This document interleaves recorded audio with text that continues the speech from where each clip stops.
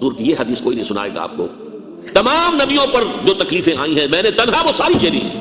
یہ حدیث نبوی ہے۔ بہرحال اس پوری بحث کا نتیجہ کیا ہے کہ یہ معجزوں سے نہیں ہوا ہے، یہ دعاؤں سے نہیں ہوا ہے، دعائیں بھی ہوئی ہیں، کوئی شک نہیں،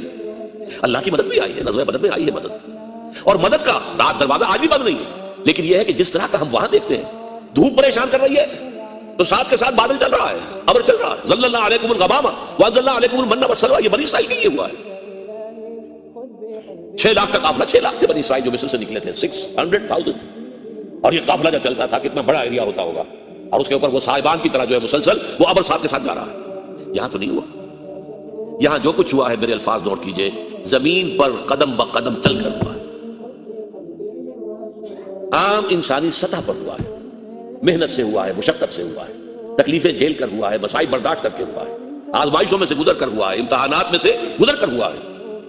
حضور کا اپنا خون 2 مرتبہ گرا ہے، ویسے تو یہ کہ حضور صلی اللہ علیہ وسلم کی تو اپنی خواہش یہ تھی، لَوَدِدتُّ أَنْ أُقْتَلَ فِي سَبِيلِ اللَّهِ ثُمَّ أُحْيَا ثُمَّ أُقْتَلَ ثُمَّ أُحْيَا ثُمَّ أُقْتَلَ،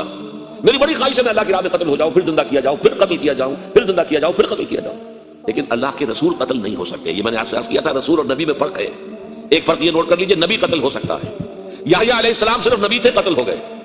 عیسیٰ علیہ السلام صرف نبی نہیں تھے، رسول تھے، رسولا الی بنی اسرائیل، وہ قتل نہیں ہو سکتے تھے، وہ سولی نہیں چڑھائے جا سکتے تھے، انہیں زندہ آسمان پر اٹھایا گیا اور وہ دوبارہ آئیں گے۔